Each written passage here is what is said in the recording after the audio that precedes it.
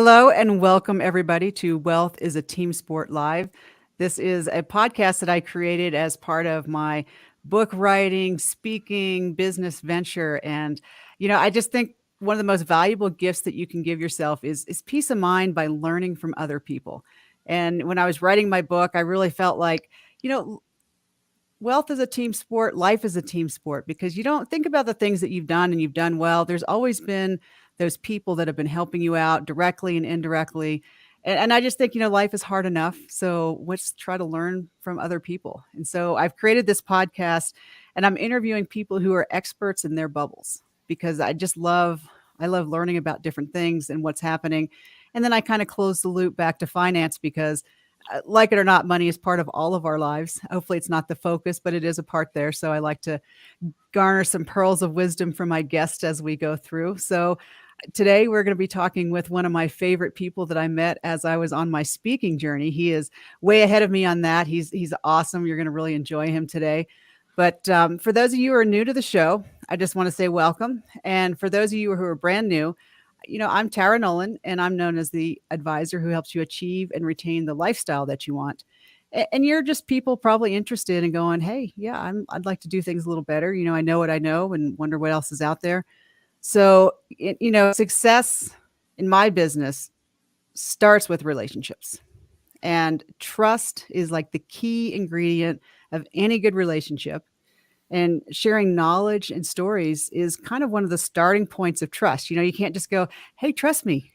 You have to build that and get there. And so that's kind of what we're doing today. So, and I will be asking Ken at some point during his interview to share kind of one of his aha financial moments, something that he knows now that he wishes he would have known then. Because Ken he's out there with people, he's a communicator. So let me just take a minute to introduce Ken Blackwell so you can kind of know the expertise that you're in for in today's interview. So they're going to post the full bio because Ken's got a lot of cool things going on, but just let me give you a taste.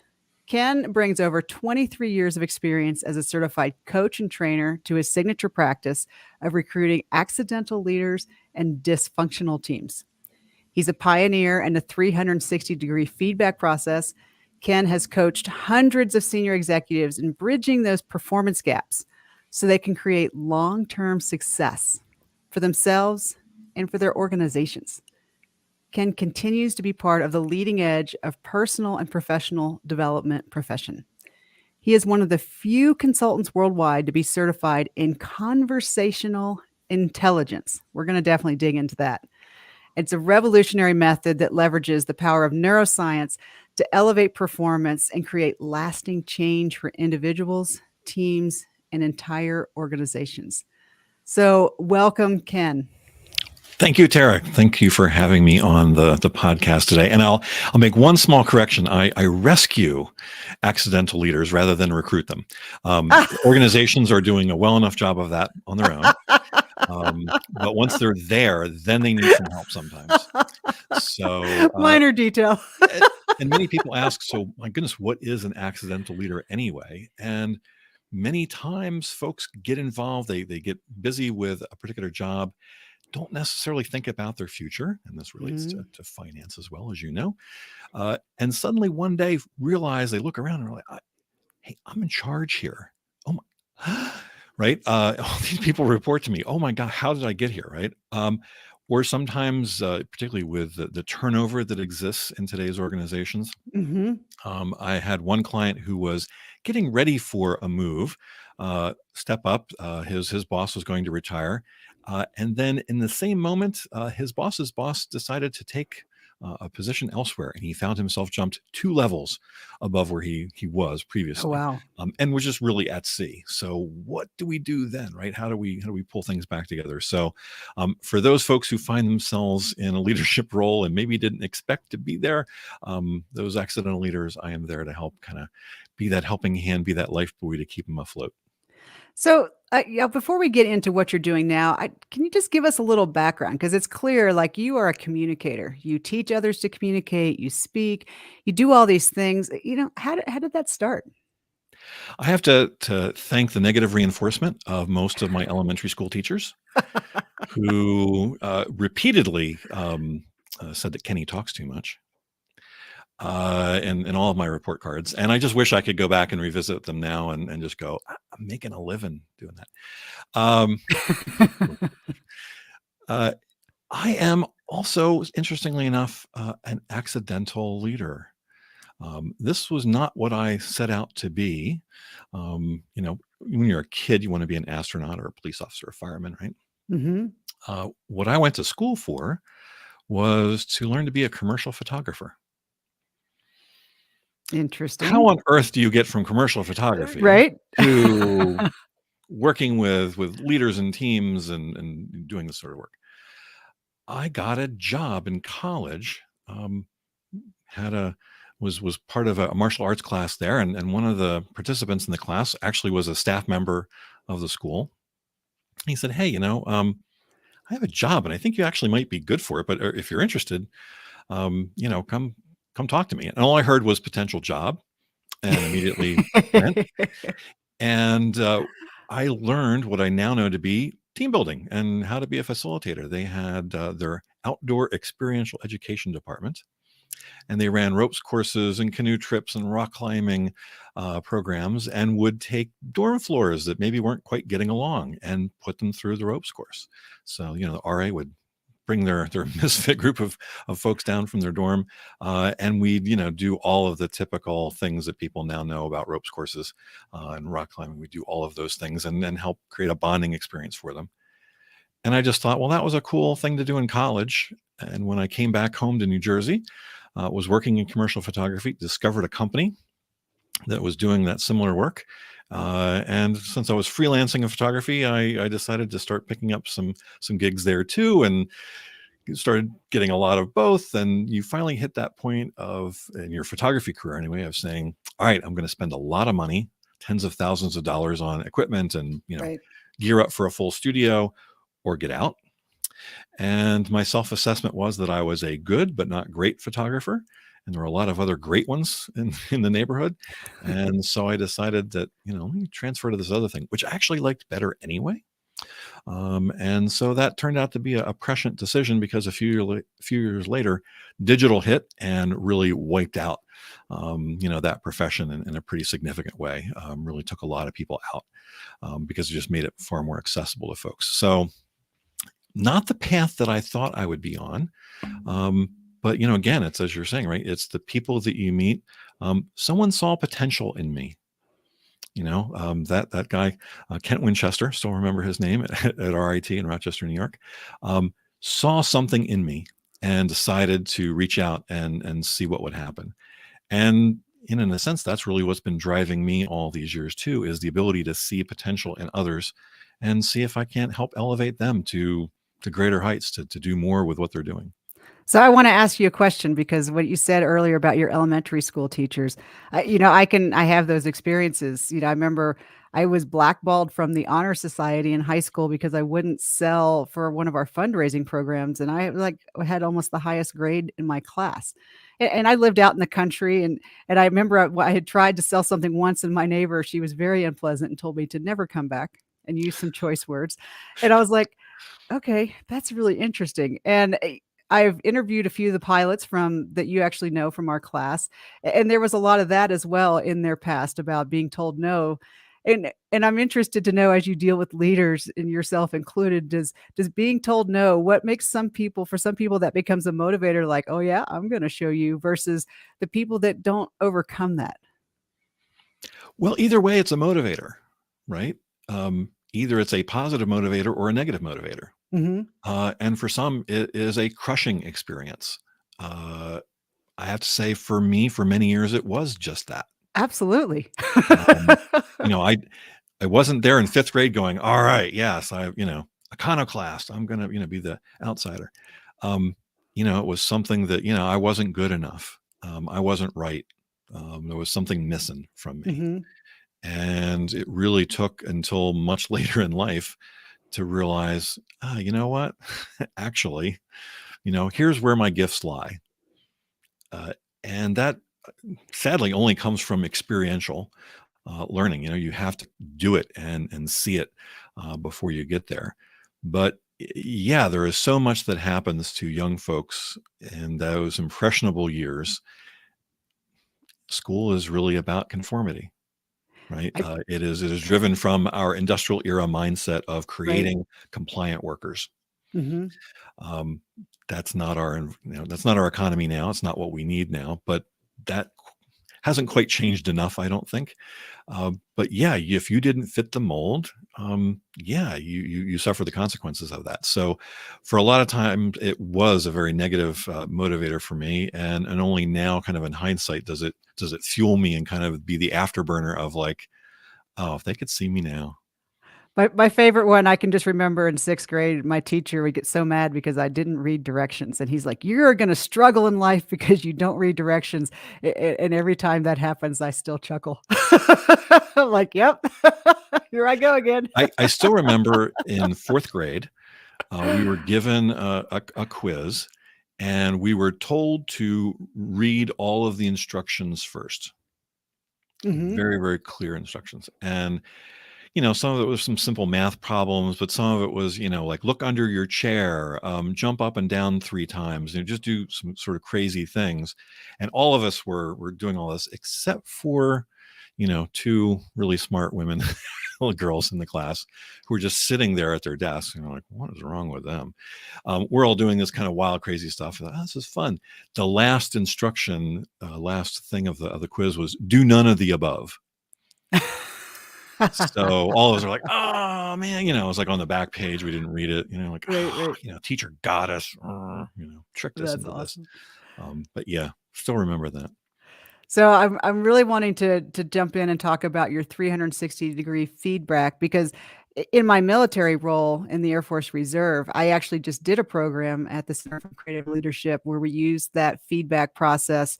And I, obviously with my finance business, I look at things very holistically and it's very you've probably heard this before, but I heard it the other day. It's my new favorite is the definition of a blind spot. It's when you have broccoli in your teeth. You are the absolute closest person to the problem, and someone else has to point it out to you. Yeah, I like that. That's I I love it. like That stuck. But can you talk to us about 360-degree feedback? Because like I've done it, and I was really interesting to read in your bio that like you were helping develop that. Well, it is a process that came out of, the military academies, honestly, as a peer review process. And then, as things happen, people go through the military, they leave, they come into corporate world and bring some of those processes with them.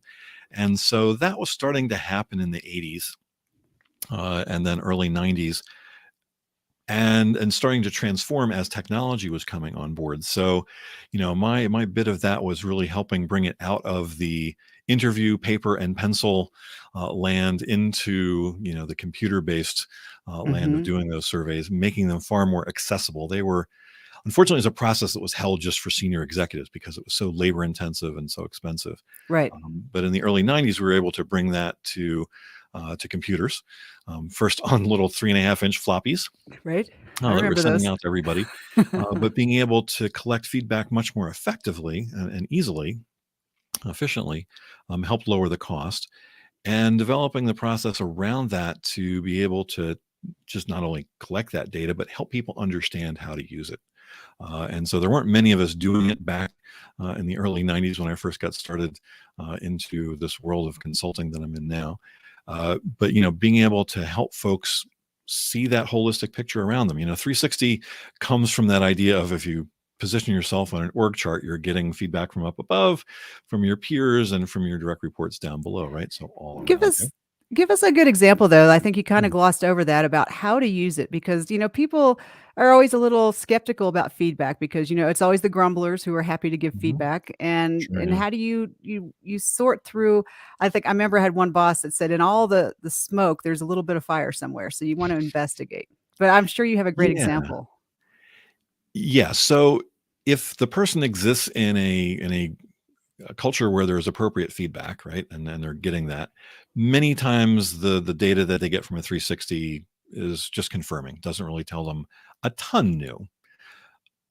When they're not in that sort of environment, then oftentimes it comes as a shock, and Right. that's usually not a good day. But for most organizations, there's enough of a feedback loop, and particularly today, I think as opposed to 25 years ago, there is much more of that happening.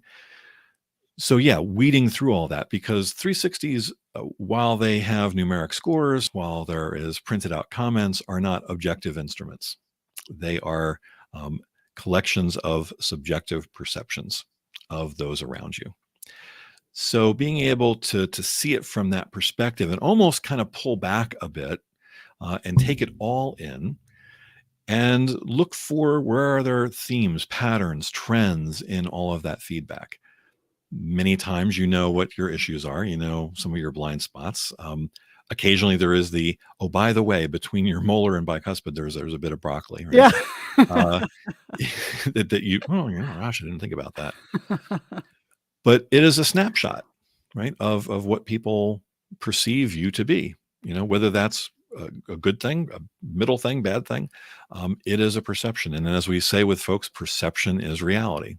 Mhm. So less so, is what they're saying true or not? It's, well, if there's a perception of you as a good leader, why? What's driving that perception? Mhm. If they view you as a poor listener, a poor communicator, why? What's driving that perception? Right. Sometimes it is differences of style. Sometimes it is a particular event that happened. Um, Sometimes it relates to a particular group of people. Like, wow, they're awesome, except to their peers. Right. Not so good to the peers, right? Really good talking up, really good down, but the peers, something going on there. Oh, okay. These are some of the things you can start to suss out from that 360 report. And like you're saying, even though the individual is really close to the issue, it's hard to see it themselves. And that's the value of a coach, being able to work with that person to say, so it seems like there's this theme here. Well, anything there? Right. Uh, and sifting through that smoke to say, oh, you know what, here's a fire. Or here's something that I want to address.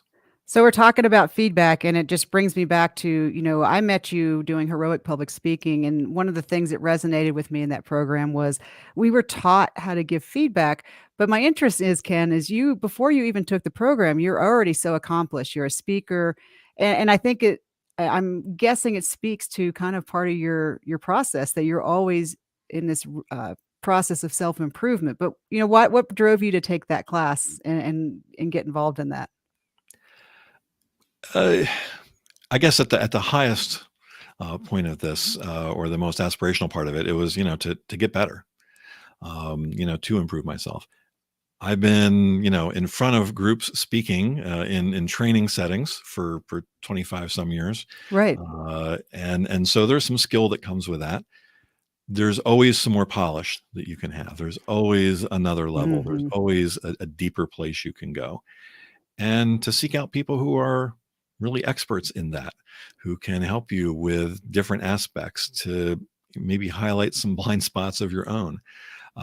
Several have come forward to me as I've been going through the process, of verbal tics that you might have, things that you might do, just to your presence, being able to look at things through a different lens. Right? Mhm. And that's so important to me is being able to look at the workplace, for instance, through a different lens, through a human lens, but to look at my individual performance through that different lens, and to have those trusted expert guides available to be able to help move you forward is a lovely thing, rather than struggling to do it on your own.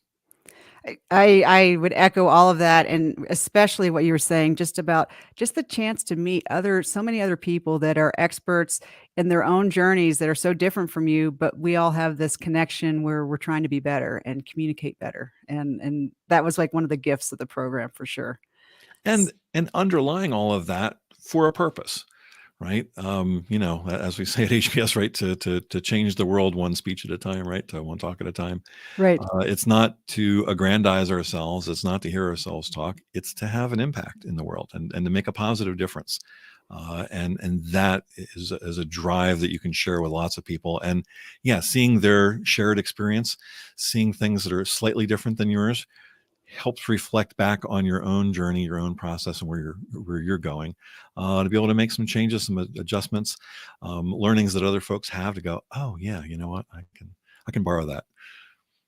One of the things that's finally resonating with me, and I think, when you have those little bubbles, light bulbs that come on. You're like, oh, yeah, that should have been obvious, is the storytelling piece. Because, from my military background, I was in front of, I speak all the time, but you have like all this, the baseline is the same. And what I've really learned now with my business is, I know all this stuff about money and finance, and I have this picture in my head. And so before I can start to communicate with somebody, I have to tell some kind of a story so that they know where I am in my head, so that we kind of start the conversation from the same place. And Yeah. so that was like one of the light bulbs that's like, I probably should have been, it was flickering, but now it's starting to get a little brighter. So, but that makes me think about in your bio, you talk about conversational intelligence. So what is that? Yeah, so CIQ is an interesting blend of what we understand about neuroscience and the ability of us to create worlds with words. As our founder, the late Judith Glaser, used to say, uh, we communicate primarily through language. Certainly, there's a lot of other things going on as well, our body language and all of that. Mhm. Um, but our ability to look a little deeper into language, to understand that just because I used a word and I understand how it's defined might not be the same definition that you have in your head, right? Absolutely. And being able to break through that. Uh, we also talk a lot about the ability to sort of balance the brain chemistry, if you will, the chemical cocktail that's in all of our heads. We have some helpful chemicals and some ones that sometimes are getting our way, and we often will just simplify it to talk about oxytocin as the helpful chemical and cortisol as the negative, although cortisol has its benefits too. Um, but where are we? And this goes to trust. So if we are in a state of insecurity, of fear, right, we're not going to be able to get to a place of trust because our own brains are going to start to trigger some of those unhelpful brain chemicals. Mhm. And sometimes the part of the brain that we actually need gets shut down. So, what do we need to do to create environments, to create connection with others, such that we can help move them to that place of safety, where we can then develop trust? Our reptilian brain is wired for negativity and distrust, and it's why we have survived as a species. Right. It looks at all situations with the most negative, most pessimistic attitude. Like, could that be dangerous? Let's assume yes, and bolt. It is that higher part of our brain, right? Their neocortex, the prefrontal cortex is in the front of our brains, right behind our foreheads, the most developed part of our brains, where trust and connection and society and group identity live. Um, if our amygdala, right, the reptilian part of our brain gets triggered and we get into that place of fear, it actually will shut down that higher level part of our brain, and it's impossible to connect. Our brain doesn't know the difference between physical danger and emotional or maybe mental danger. You're right. And if we think about what's going on today and just in the context of pandemic, um, we're already on the verge of being triggered, right? We're living in such an uncertain time. There's sort of danger lurking around. Gosh, am I going to catch something that's going to send me to the hospital here? Something that I can't even see. Um, Mhm. we're almost on the edge of losing that ability to have that trust part of our brain be active, and then use it to connect with others, to collaborate, to do all of the things that we need to do in the workplace to be successful, to pull folks together as a team. So as a leader, we have to start thinking about, well, what is it that's going on? What can I do to impact the environment to try and build up the good side and minimize the negative side of that chemical cocktail in all of our brains, so that we can hopefully be in that place of safety, of trust, so that we can then move together as a group. So that's a perfect lead in, because when I'm dealing with money, it's one of the things I've really learned is that money is so much more emotion than it is math. And it has to start with that trust. So now would be a great time to ask, like, because you've done a lot of interviews and you've had your own life experiences. What's something that you strikes you like, oh, in terms of finances and just how that builds your confidence and your certainty in the world, that now that you just wish you would have known back in your 20s? Wow, going back that You far. you don't have to go back that Um, far, but it could be. Yeah, well, I think if I could go back to my 20, 21-year-old self, I would sit down and I'd really talk a lot about, compounding interest and really Back to the math. really, really, hammer home, the compound effect and, the benefits of that. It's a little too late at 56 to, start on that. But, uh, the value of what we do, as it relates to money is something that is kind of an ever evolving and being in business for now 8 years on my own. It is always a question of, so what am I worth? Mhm. What should I charge? Um, I know from talking to many, many, many other consultants, folks and speakers and folks who do what I do, um, we all undervalue what we do. Sure. And therefore, we undercharge. Mhm. And it's a surprising thing when you make the leap to I'm gonna put in a higher price. What's gonna happen? And then Right. the client accepts it, and you're like, oh, yeah, I should have been doing that the whole time, right? Right, Um, right. it's very difficult to make some of those judgments. We're used to, from the standpoint of being an employee, of thinking about ourselves by unit of time Right. rather than by value delivered. Mhm. So, as a coach, I might spend 15 minutes with somebody that changes how they work, how they do their business. Might be something that earns them $50,000. Right. Well, do I go by 1/4 of what an hourly rate might be, and is that what I should really charge them, or some percentage of the should it be 50 grand? I mean, I got them 50 grand. Maybe I should, half of that. It's a hard thing to calculate. Um, but yeah, changing our mindset around it. And I think if I could go back in time and start noodling on that a bit earlier, right, to think about myself in terms of value delivered rather than time spent, I think that would be an immensely helpful thing. I love that because that's one of the things I really like to educate people about is fees versus outcomes. Because if you're paying a fee and you're getting no value, then that's a bad thing. But if the value is amazing, then the fee almost becomes unimportant if you're getting so much value out of it. So, talk to us a little bit about, who do you wanna work with right now? Like, who do you feel like is the person that you can really move the needle for and really help? What's lovely about the way I've worked my business is that I'm not limited just to one niche. In fact, working in multiple different industries, different sectors, you're able to see some of the larger trends that are at play. So, I've got a client who works for a bakery. There's another one who's a construction executive, another one who's head of IT infrastructure, others who are doing marketing, right? They're all over the place. Um, what I really look for is somebody who is a learner, someone who is interested in taking what they do to the next level, and willing to do some of the work to get there. And so that's the person that I can help the most. That's the person that I can partner with and help them unlock some of the things that have been holding them back. And many times it is a shift of mindset that is really the key to all of that. But you need to find somebody who is willing to be that learner, certainly for the coaching engagements. And then teams that we haven't touched on, dysfunctional teams, but there's lots of them out there. Right? And yeah, it's a struggle. It's hard to work together. It just doesn't come naturally. And so again, for groups of folks, often super talented people who just aren't gelling for some reason or aren't coming together, those are amazing groups to work with to really help them, again, kind of see the commonality that they all have, see where they all fit together and how they can align and then move forward together.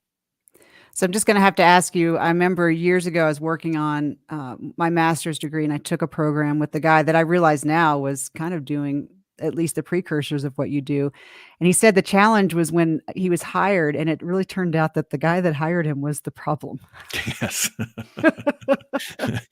Sadly, that is often the case. But good news that they hired you, right?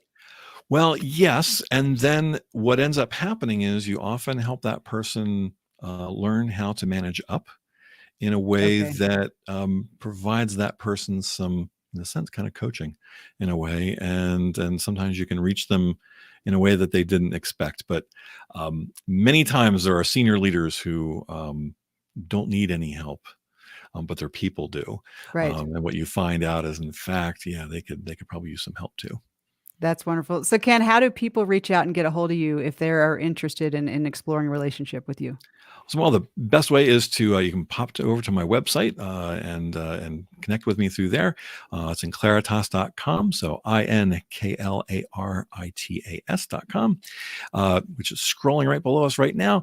And you can also find me on LinkedIn. I'm there most of the time. If you'd like to connect, let me know that you found me through Tara's podcast. Wealth is a Team Sport podcast, and I'd be glad to connect with you. And those are the two main ways that people can find me. Ken, I am just inspired by you because I love how you're looking at the human factor of things because I think it all starts with teams, that it doesn't really matter what your area of expertise, whether it's IT or being a hairdresser or working a bakery. It's that team aspect and understanding yourself and pulling all those people together. And you just have all the cred. You've done that 360-degree feedback. You understand conversational intelligence. I think you've proven it today. But and then you've touched on trust. So I would encourage everybody who's really interested to reach out to Ken because I can just vouch for him. He is an amazing human being and you will get a lot just out of a conversation with him. So definitely if you're looking for that person to help bring you to that next level in your organization, Ken is worth that conversation, doing that discovery call with. So thank you so much, Ken. One more time, how do people get a hold of you? At inclaritas.com, INKLARITAS.com, or you can find me by using my name and Inclaritas in LinkedIn. And there are a lot of Ken Blackwells out there. So based in Princeton, New Jersey, and with Inclaritas in the search fields, and you should be able to find me. And don't you also do a podcast, Ken? Well, gosh, yes, I'm neglectful in mentioning that. Yes, folks can also find me on the Insight at Work podcast, insightatworkpodcast.com, and there you will see a soon to appear episode with our gracious host today, Tara Nolan, that's soon going to come out, and a lot of other folks who are doing amazing work in the world, and all of their insights about work and life. And it's a pleasure being the host and being able to talk with those folks as well. I love that, Ken, and I think probably one of my biggest takeaways, and I love how you rephrased it, is we work together and we work on ourselves to be better so that we can be better in service to those people we work with. Yeah, that And is the key, being in service. and I love that you pointed that out. So I would say everybody listening to the show, thank you so much for joining.